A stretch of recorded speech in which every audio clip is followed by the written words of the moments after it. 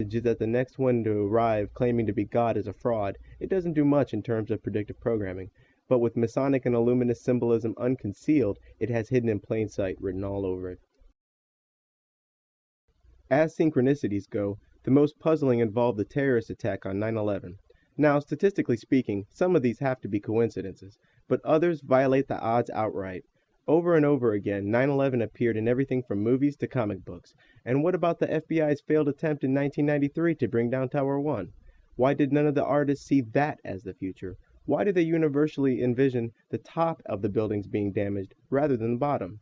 Did they know the first attack would fail? Was it insider knowledge? Or was it something more? Surely the 9/11 inside job plan isn't as old as 1976. With symbols, the Illuminati piss on every tree they pass, so how could they conceal the plan for so long? And if they did conceal the plan for so long, why did they even bother bombing Tower 1 in 93 if they knew it would fail and the tower's eventual destruction involved damage to the top? In my opinion, these synchronicities stem from one of two sources.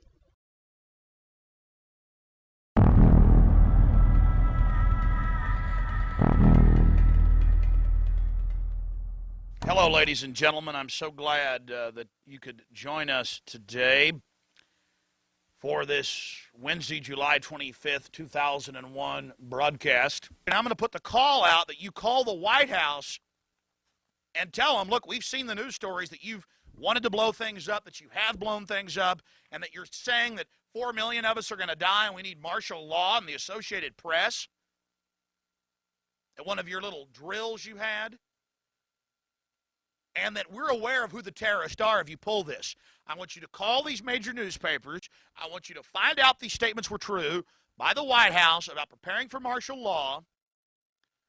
And I want you to let them know that if there is any terrorism, we know who to blame.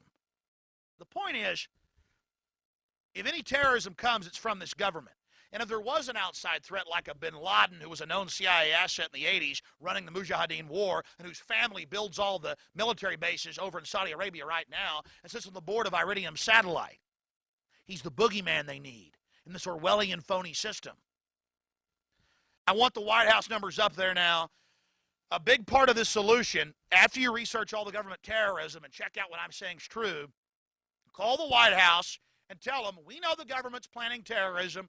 We know Oklahoma City and World Trade Center was terrorism. We know the Joint Chiefs of Staff wanted to blow up airliners, Baltimore Sun. If you do it, we're going to blame you because we know who's up to it. Or if you let some terrorist group do it, like the World Trade Center, we know who to blame. And you could save the planet. Now, Alex Jones didn't have insider knowledge in the classical sense. He was just reading the trends. But here's an example of real insider knowledge. What is Scenario 12D? We know it's a war game scenario, that it has to do with airline counterterrorism. Why is that important enough to kill for? Because it's no longer a game. But if some terrorist group wants to act out this scenario, why target you for assassination? Depends on who your terrorists are. The men who conceived of it in the first place. You're saying our government plans to commit a terrorist act against a domestic airline? There you go. Indicting the entire government as usual. It's a faction. A small faction. For what possible gain? The Cold War's over, John. But with no clear enemy to stockpile against, the arms market's flat.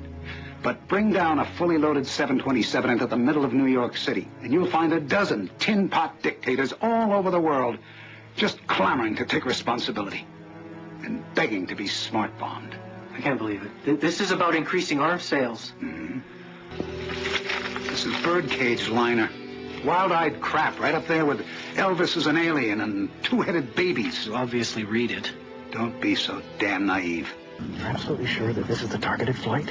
This flight was chosen primarily for its visibility. It's scheduled to pass over Manhattan on its way to Boston. You said they intend to bring us down in the middle of New York City? Byers, your flight's going to make an unscheduled stop in exactly 22 minutes.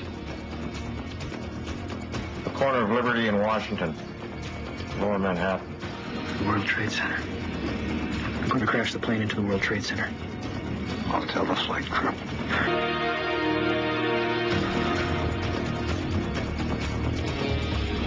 All right, try cutting electrical power.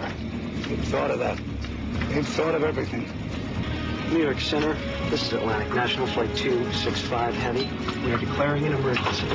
We have 110 souls on board, 16,000 pounds of fuel.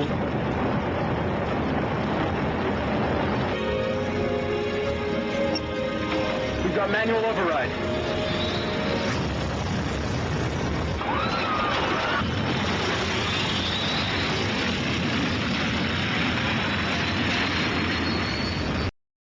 The lone gunman ran in 2001. That's right.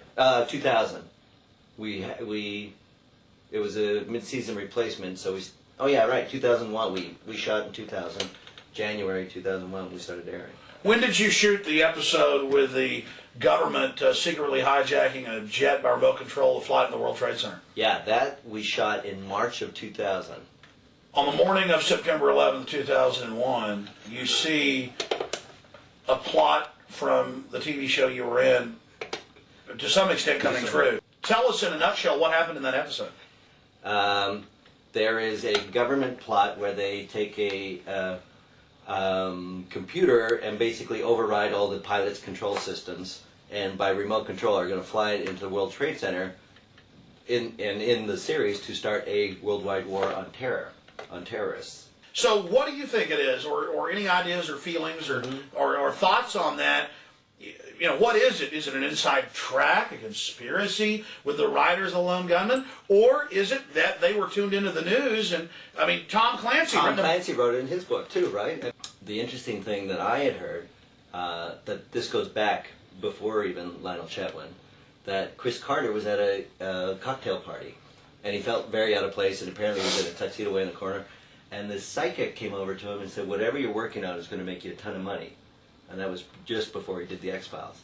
Well, that psychic I talked to, I go, what were you doing at the Hollywood party?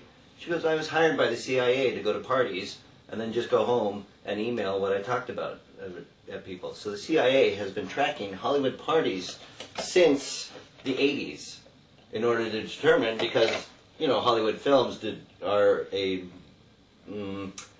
They set the agenda. They set a foreign policy, sort of. I mean, no, it's a projection. It's America's dominance. They admit a lot of it's Hollywood. Right. And so they want to make sure that all the producers and the writers, that nobody's thinking anything so radical or doing a movie that will completely undermine their foreign policy plans.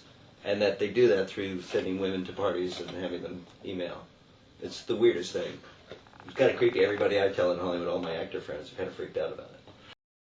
This is Steve Jackson's card game, Illuminati, the game of conspiracy. From beginning to end, this deck reeks of insider info.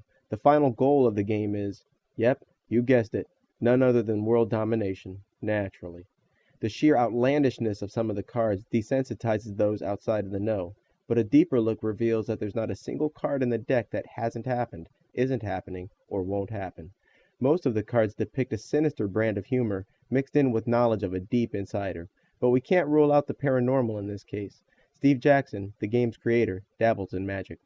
Steve Jackson, founder of Steve Jackson Games, owned a spin-off company called Illuminati Online, which eventually became a website hosting company whose servers were based in Austin, Texas.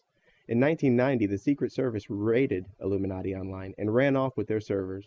After losing the case in federal court, the Secret Service was forced to return the servers and pay Illuminati Online $50,000. Then, in 1999, Wired magazine reports that a group of hackers broke into campaign website of then presidential hopeful George W. Bush, only to find out that George's website was hosted by none other than Steve Jackson's Illuminati Online. And while you try to contain your amazement, I'm going to analyze this guy's psychology. First, hosting your campaign website from Illuminati Online is completely unnecessary. Why not teddybears.com or praisejesus.org? It's not like other insiders need help identifying you. Your family has been calling for a New World Order since there was a New World Order. Just another example of them giving clues they needn't give. So, if not by insider info, then what's the other angle?